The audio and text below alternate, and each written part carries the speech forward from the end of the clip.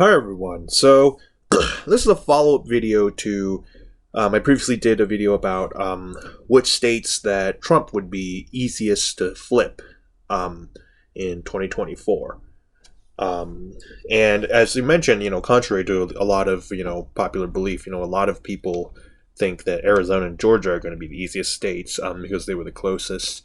But for Trump, it's not going to be that way, especially because these states are trending heavy blue a lot faster. And in these states, Wisconsin, Pennsylvania, the less close states, they're trending heavily red, and Nevada. But I think the situation would be kind of different for DeSantis or Youngkin or whoever would run if it wasn't Trump. If Trump doesn't decide to run. Yeah. So I wanted to just sort of delve into how the electoral map would, the easeability of the states would change. So let's get into it. I'm not actually going to be using margins in this one. I'm just going to be coloring them based on the likelihood. So right off the bat, for DeSantis, I actually think the easiest states to flip would be Arizona and Georgia, just given his Sun Belt appeal, just the fact that he's not Trump. These states are very friendly to, traditional, maybe closer to traditional Republican. Isn't it DeSantis is sort of like a cross between like a Trumpian and a traditional one, whereas Youngkin is like more of a traditional with a slight Trumpian, not even a Trumpian, like because he's not a populist at all. He's economically just another, Romneyite, um, just boring. but he's a slight bit of nationalist tinge. But he's still like really he's not a Trumpian. So I keep saying Youngkin's electability on a national stage is way overrated. People who really believe that are just not in the right mind. Okay, yeah, but yeah, if it were DeSantis or Youngkin right off the bat, Arizona and Georgia, and also Georgia because of proximity. It's right next to Florida. So I think right off the bat, those would be easiest, and also Nevada I'd put as probably the third easiest, because Hispanics are trending heavily red, and DeSantis is very popular with Hispanics. So right off, I'd say Nevada is the third most popular, third easiest state for DeSantis to flip.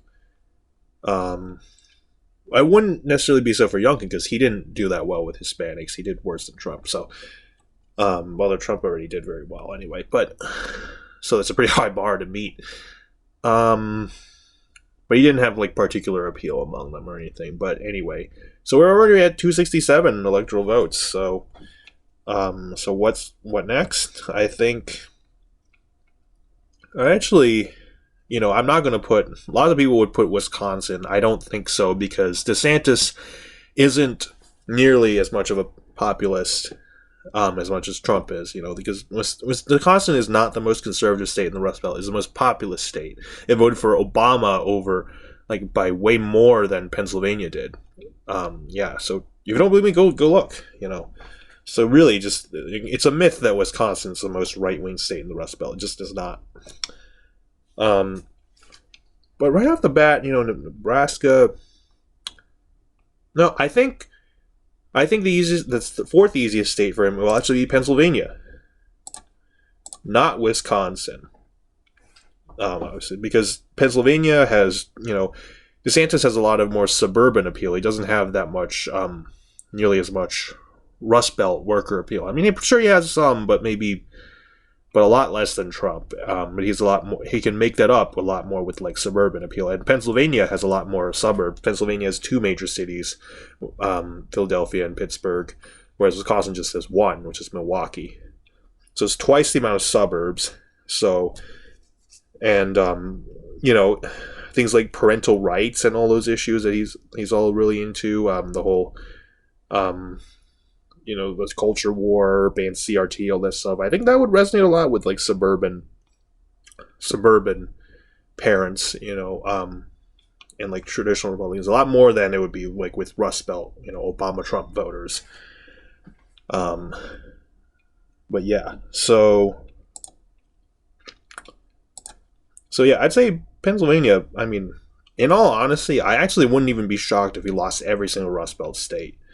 But not that I really expect him to. I'd say he'd at least pull it off in Pennsylvania, and maybe Wisconsin as well. I'd say that's the fifth most easiest state for him to flip, just because of Biden. Biden is more heavily disapproved of in that state. Question is, how can DeSantis turn out? The numbers of voters.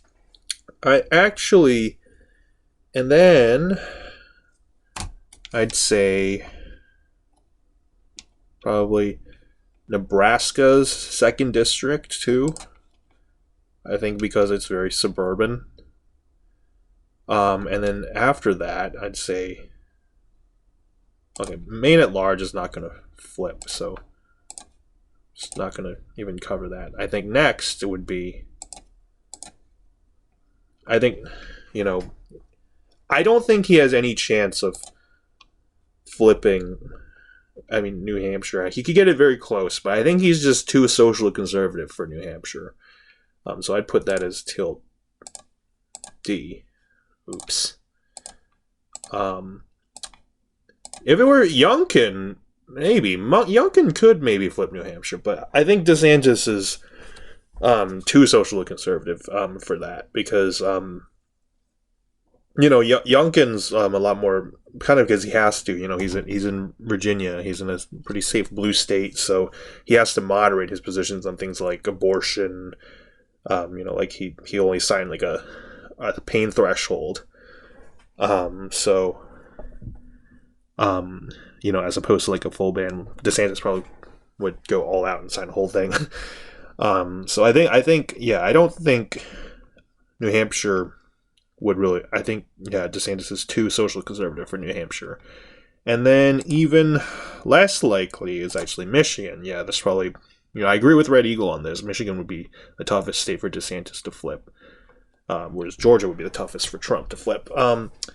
Just because, I don't see him getting, the worker support here. But but to be fair, in Detroit, there's a lot of suburbs. There's also Grand Rapids, so it also has two major cities. So maybe I am shooting myself in the foot a little bit, but no, I think Michigan is more heavily Democratic in these states. And he really wouldn't get the worker turnout.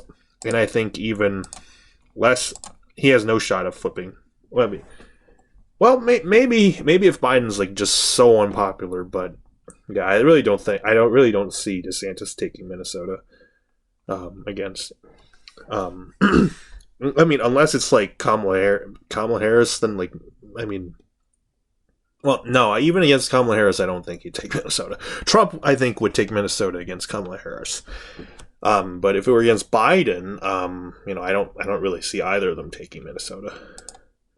Unless Biden just screws up so bad that, like Liz Truss level, or George, contemporary American example, maybe George Bush level, then I definitely would see them taking Minnesota. But yeah. Oh my God. Let's talk about Liz Truss in the UK. She's a fucking idiot. Like she knows absolutely nothing about economics, and then she's appointing like an economics minister that also knows absolutely nothing, and your own bank has to step in to for an action that your own government, to protect you from an action your own government took. Yeah, she's a fucking idiot.